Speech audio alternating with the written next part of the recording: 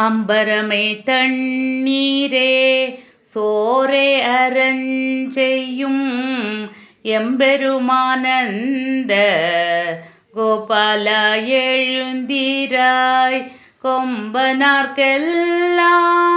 கொழுந்தே குல விளக்கே எம்பெருமாட்டி யசோதாயறிவுராய்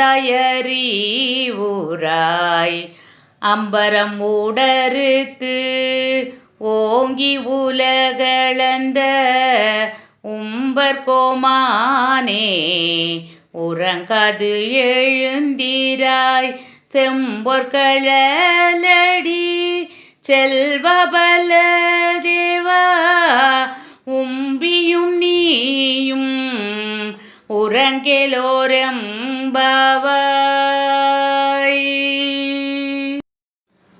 அம்பரமே தண்ணீரே சோரே அரஞ்செய்யும் என்று தொடங்கும் திருப்பாவை பாடலின் பொருள்: ஆடைகளையும் குளிர்ந்த நீரையும் உணவும் பிறர் திருப்திப்படும் அளவுக்கு தர்மம் செய்யும் எங்கள் தலைவரான நந்தகோபரே, தாங்கள் எழுந்தருள வேண்டும்.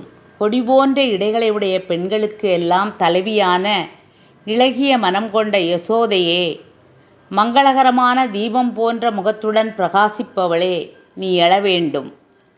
விண்ணையே கிழித்து உன் திருவடிகளால் உலகளந்த தேவர்களின் தலைவனான எங்கள் கண்ணனே, நீ கண்விழிக்க வேண்டும்.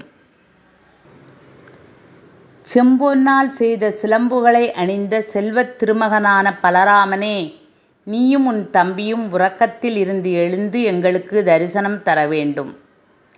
திருப்பாவையில் வாமன அவதாரத்தை சிறப்பாக பாடுகிறாள் ஆண்டாள். 3 பாசுரங்களில் இந்த அவதாரத்தை அவள் சிறப்பித்திருக்கிறாள்.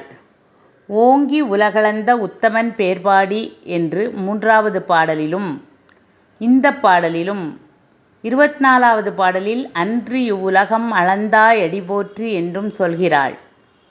அசுரனாயினும் நல்லவனான மகாபலி தேவர்களை அடக்கி கர்வம் கொண்டிருந்தான். இந்த கர்வம் அடங்கினால் இறைவனை அடைவது உறுதி என்பதாலேயே நாராயணன் வாமனனாக வந்து அவனை ஆட்கொண்டார். திருப்பாவை பாடுபவர்கள் தான் என்ற கர்வத்தை அடக்க வேண்டும் என்பது இப்பாடல் உணர்த்தும் கருத்து. நன்றி.